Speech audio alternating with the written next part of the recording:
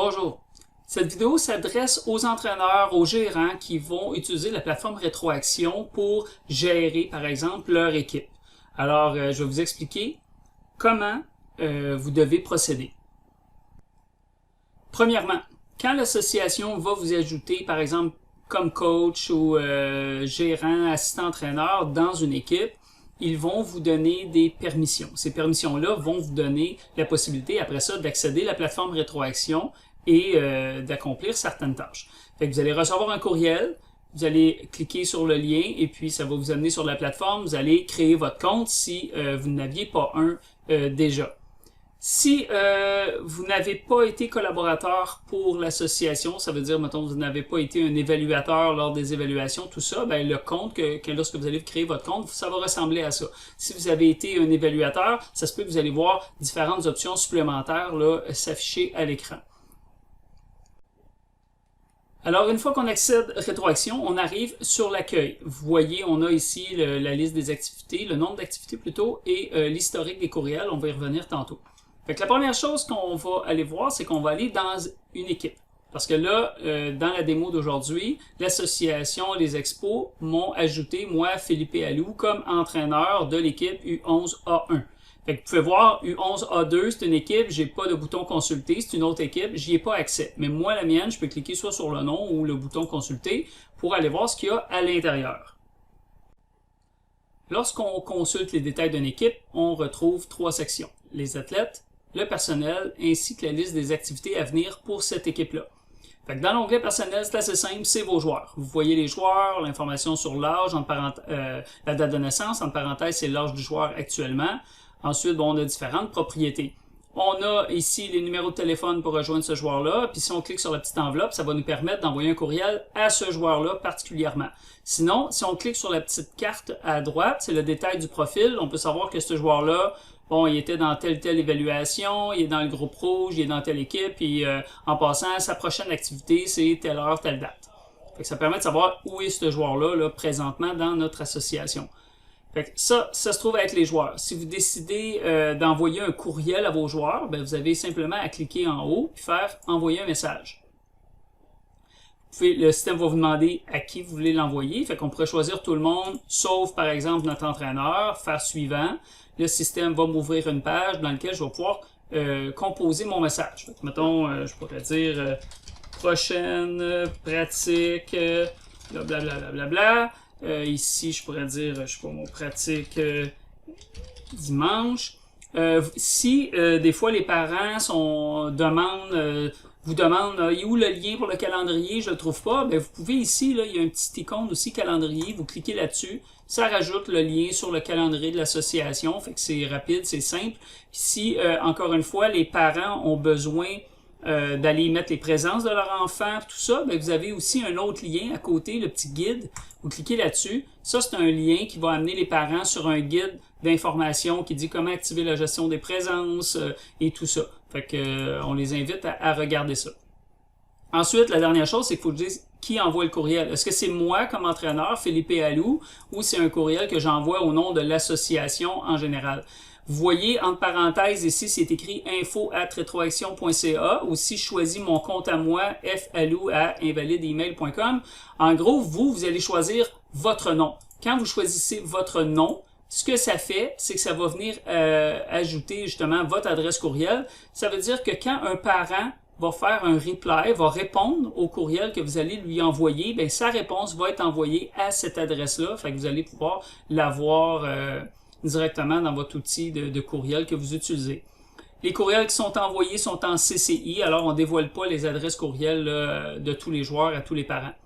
Ensuite, quand on décide d'envoyer par exemple un courriel à un joueur, ben, si je mets mon curseur ici, je vois que j'ai le courriel du joueur, du papa, de la maman. Les trois personnes vont recevoir ce courriel-là. Alors, si jamais vous avez un joueur, puis vous avez juste le courriel du papa, puis la maman aussi veut obtenir ces notifications-là, ben, vous pouvez demander à votre association d'aller ajouter ce courriel-là dans le dossier du joueur. Alors, je fais envoyer. Le système va envoyer le courriel d'ici les 5 prochaines minutes. Une chose qui est intéressante, c'est si vous voulez savoir si les parents ont reçu ou ont lu le courriel. On va aller voir ça tout de suite. On va aller dans l'accueil. Puis ici, je peux voir l'historique des courriels, j'en ai 2. Je vais cliquer, puis là, je peux voir que j'ai envoyé pratique samedi, pratique dimanche. Ça, c'est le courriel que je viens d'envoyer à 12 destinataires. Fait que je peux cliquer sur le nom. Puis ici, je vais voir la liste de toutes les personnes à qui j'ai envoyé mon courriel. Là, on est en ce moment sur un environnement de démo, ce qui va être différent. C'est vraiment un environnement que j'utilise pour faire des démos. C'est pas un environnement officiel. Fait qu'ici, les couleurs fonctionnent pas. Mais vous, lorsque vous allez envoyer un courriel, vous allez voir, là, on est en noir, mais ça va changer, ça va être soit bleu. Bleu veut dire que le courriel a été livré au destinataire, mais que la personne n'a pas nécessairement lu encore le courriel. Vert, ça veut dire que la personne a soit ouvert ou a même cliqué dans le courriel. Fait que là, quand vous voyez vert, mettons, tous les récipients ici, les destinataires sont en vert, ben vous savez que le monde a vu vos courriels. Cependant, si c'est en rouge, ça le dit ici, ça veut dire que soit le courriel du papa, de la maman, peu importe, est invalide. Souvent, on le voit à l'œil nu. La personne a inscrit son enfant, a mis Hotmail, puis elle a fait une faute en écrivant le Hotmail, une faute de frappe. Fait que là, vous allez savoir que ce courriel-là ne se rend jamais à destination. Fait qu'encore une fois, vous allez pouvoir demander à votre association de corriger le tout dans le dossier du joueur. Puis après ça, vous allez savoir, vous allez être capable de rejoindre toute votre équipe. Alors, si on revient à notre équipe, bon. Maintenant, si vous voulez obtenir une liste Excel de vos joueurs avec les coordonnées, les téléphones, les courriels de tout le monde, c'est simple. Vous allez juste sur Membres, vous faites Exporter. Le système, encore une fois, va vous demander qui, je pourrais dire encore une fois, mettons tout le monde sauf l'entraîneur. Vous faites suivant, le système va télécharger un Excel que vous allez pouvoir consulter tout de suite après. Sinon, vous pouvez aussi cliquer sur le lien à côté de la photo du joueur.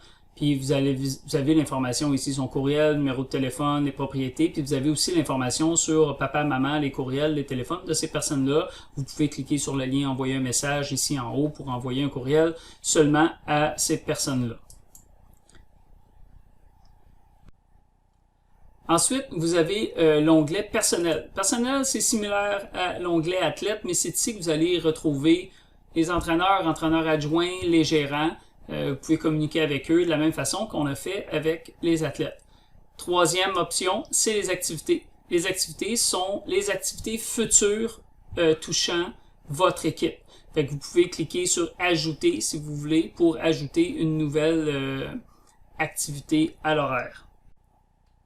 C'est possible que le lien « Ajouter » ici ne soit pas présent dans votre cas.